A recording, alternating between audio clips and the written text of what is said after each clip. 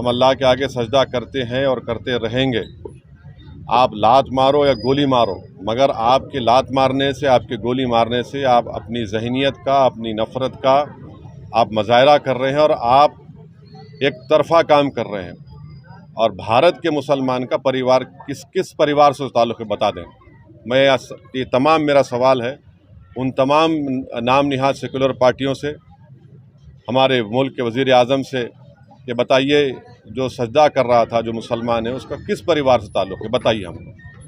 लोग ज़ोहर की नमाज, जुमे की नमाज़ अदा कर रहे थे इंद्रोक में, रोड पर लोग नमाज़ पढ़ रहे थे और ये कोई नई बात नहीं है, जुमे के एक दिन ऐसा होता है।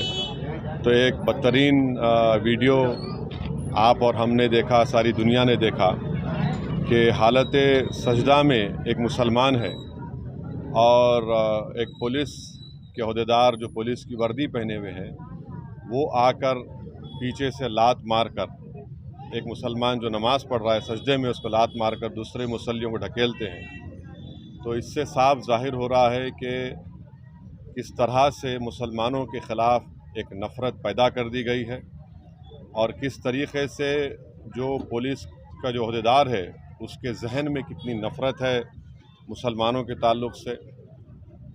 ये एक ऐसा वाक़या है जो सबको झंझोड़ के रख दिया और इससे ये बताता है कि मुसलमानों की डिग्निटी, मुसलमानों की इज़्ज़त कितनी है। और मैं वज़ीर आज़म से पूछना चाहूँगा, हमारे मुल्क के वज़ीर आज़म से, क्योंकि दिल्ली में जो लॉ एंड ऑर्डर है वो मरकज़ी हुकूमत के पास, सेंट्रल गवर्नमेंट, यूनियन गवर्नमेंट के पास आती है। मैं पूछना चाहूँगा हमारे वज़ीर आज़म से, बीजेपी के लोगों से, कि बताओ वो जो मुसलमान जिसको आप हालत सजदा में नमाज में था, जिसको लात मारा गया है, जिसकी बेइज्जती की गई है, उसका ताल्लुक़ किस परिवार से है? किस परिवार से है वो? किसके ख़ानदान से है बताओ? आखिर ये इतनी बेइज्जती क्यों की जा रही है भारत के 17 करोड़ मुसलमानों से, जो इस वतन अज़ीज़ के आबादी का 14% से ज़्यादा हिस्सा है? तो ये तमाम फ़िरक़ा परस्ती और नफ़रत के मज़ाहिरे सारी दुनिया और हम देख रहे हैं, तकलीफ़ होती है, मगर इंशाअल्लाह ताला ये नफ़रत का, ये जुल्म का इंशाअल्लाह ताला ज़रूर अल्लाह अपने फ़ज़ल से और करम से, मुझे यकीन है कि इंशाअल्लाह ये तमाम चीज़ों का ख़ात्मा होगा और ये तमाम चीज़ें रोकी जाएंगी। और दिल्ली में हम जानते हैं कि जब फ़सादात हुए थे तो कैसे एक मुसलमान को जब मॉब पीट रहा था वो अपनी जान की भीख मांग रहा था। इससे भी सबक हासिल नहीं किया वहाँ की पुलिस के ओहदेदार।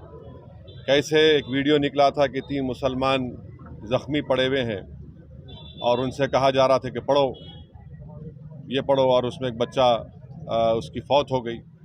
उसके बाद हम कल देखते हैं कि जुमे की नमाज में हमारे मुल्क में 90% से ज़्यादा लोग मजहबी लोग हैं और अपनी मजहबी इबादत के लिए, जुलूस के लिए वक्तन फ़ौक्तन रोड पे आ जाते हैं।